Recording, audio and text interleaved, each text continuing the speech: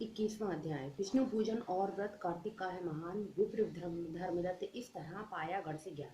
नारद जी बोले। इस प्रकार गणों के वचन सुनकर और विस्मित होकर दंडवत करके धर्मदत्त बोला, सब मनुष्य यज्ञ दान तीर्थ तप से विपत नाशक विष्णु का आराधन करते हैं। उनमें विष्णु को प्रसन्न करने और सामने पे लिए क्या ऐसा कोई पूजन है जिसके करने से सब यज्ञाधिक सफल हो जाए। गण बोले, हे विप्र, तुमने यह अच्छा प्रश्न किया है। एक प्राचीन वृत्तांत हम कहते हैं, एकाग्र चित्त होकर सुनो। कांचीपुरी में चोल नामक चक्रवर्ती राजा था। इसके ही नाम से चोल देश प्रसिद्ध हुआ। उसके राज्य में कोई आदमी दरिद्री, दुखी, पापुती और रोगी नहीं था। असंख्य यज्ञ करने वाले उस चोल की स्वर्ण यज्ञ स्तंभ से ताम्र पणी नदी के दोनों किनारे चैत्र रथ नाम के कुबेर की तरह शोभायमान थे। एक समय वह राजा अनंत शयन को गया, जहाँ की योग माया के आश्रम में भगवान शेष शैया पर शयन करते थे। उसने वहां लक्ष्मीपति भगवान का मोतियों और सुंदर सुवर्ण के फूलों से पूजन किया और दंडवत प्रणाम करके वहां बैठ गया। तब उसने हाथ में तुलसी और जल लिए कांचीपुर में रहने वाले विष्णु भक्त को भगवान को स्नान कराते और तुलसी पात्र से पूजन करते पाया। उनके ऊपर ब्राह्मण द्वारा चढ़ाए तुलसी दल से उसके रत्न ढक गए। यह देख राजा कुपित होकर बोला, यहाँ माणिक सुवर्ण से मैंने पूजा की है विष्णुदास, वह सब तुलसी पत्रों से तुमने क्यों ढक दिया है? तू विष्णु की भक्ति नहीं जानता है, ढोंगी है, जो तू मेरी शोभा युक्त पूजा को ढकता है। तब वह ब्राह्मण राजा के गौरव को तुच्छ समझकर बोला, हे राजन, तू भी भक्ति को नहीं जानता, तुझे राज्य लक्ष्मी का घमंड है। तूने पहले कितना विष्णु व्रत किया है? गण बोले। ब्राह्मण का वचन सुनकर और हंसकर राजा गर्व सहित वचन कहने लगा कि जो तू भक्ति का गर्व करता है तो बता, तू उस दरिद्री की भक्ति कितनी है? विष्णु को प्रसन्न करने वाले यज्ञ दान आदि तूने नहीं किए और ना पहले तूने कोई मंदिर ही बनवाया।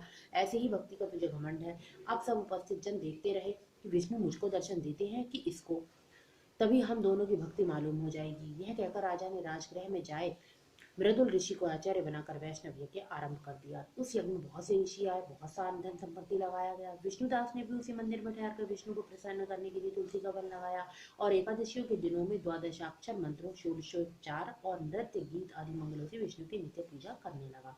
चलते में, भोजन में, शयन में सदा विष्णु को स्मरण करता रहता और समदृष्टि होकर सब में विष्णु को देखता। विष्णु की प्रसन्नता के लिए माघ एवं कार्तिक मास के विशेष नियम करके व्रत करने लगा और फिर उनके उद्यापन भी पूर्ण किए। उस समस्त इंद्रियों को राज को वश में करके भगवान का आराधन करते हुए राजा चोल और विष्णुदास को बहुत समय व्यतीत हो गया। 22वां अध्याय। विष्णुदास और चोल रब कीनी सच्ची भक्ति, बैकुंठ को प्रस्थान कर देखी व्रत की भक्ति शक्ति। गण बोले। एक समय विष्णुदास नित्यक्रम कर रहा था। इसी बीच उसका बनाया हुआ भोजन कोई मनुष्य छिप कर चुरा कर ले गया। भोजन वहां न देखकर दोबारा भोजन बनाने में देरी होने की आशंका से सायकाल को पूजा में विघ्न हो जाएगा, उसने भोजन नहीं बनाया। दूसरे दिन फिर रसोई तैयार कर भगवान के भोग की तैयारी की, किंतु भोजन को फिर कोई चुरा के ले गया। इस प्रकार 7 दिन तक उसको कोई चुरा कर ले जाता रहा। वह विस्मय करता हुआ अपने मन में विचारने लगा कि यह सन्यासी का स्थान है, इसका त्याग तो करूंगा नहीं, किंतु रसोई बनाऊं तो सायकाल की पूजा कैसे हो? पाक बताकर बिना भगवान के भोग धरे भोजन करना वैष्णवों को भी उचित नहीं है। मैं भी 7 दिन से उपवास प्रति हूँ और अतः आज पाक की रक्षा करूंगा। इस प्रकार रसोई बनाकर ये छिप रहा। इतने में ही देखता है कि बाघ चुराने एक चांडाल आया, जो भूख से थका हुआ और उसके जिसके तन पर केवल चर्म ही शेष है। उसको देखकर ब्राह्मण दुखी हुआ, उसे भोजन ले जाते देख ब्राह्मण बोला, ठहर जा, सूखा क्यों खाता है, घी भी ले जा और चिपड़ के खाना।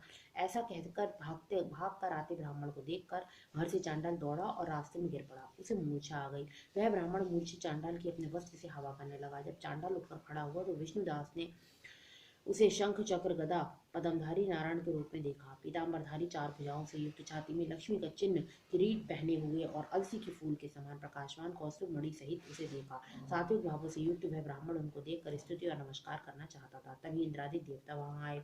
गंधर्व और अप्सराएं नाचने लगी। वह स्थान से आकर विमानों और ऋषिगणों से भर गया। गीत और बाजों का शब्द होने लगा। फिर विष्णु भगवान सात्विक व्रत वाले अपने भक्त का आलिंगन कर और अपना स्वरूप उसको देकर वैकुंठ को ले गए। सुंदर विमान में बैठे हुए विष्णु के समीप जाते हुए विष्णु को दीक्षायुक्त चोर राजा ने भी देखा। उसको वैकुंठ लोक को जाते हुए देखकर अपने गुरु मुद्गल को बुलाकर चोर बोला, जिनकी स्पर्धा से मैंने ये दान आदि किया, वह ब्राह्मण विष्णु रूप धारण करके वैकुंठ को जा रहा है। विष्णुदास की भक्ति से ही भगवान ने उसको दर्शन दिया, इसलिए दान यज्ञ से भगवान विष्णु प्रसन्न नहीं होते हैं, वे भक्ति से ही प्रसन्न होते हैं, प्रतीत होते हैं। गण बोले। जब तब राजा ने अपना भांजा गद्दी पर बिठाया। वह बचपन से ही यज्ञ की दीक्षा में रहा था, इसी से उसके कोई पुत्र नहीं हुआ था।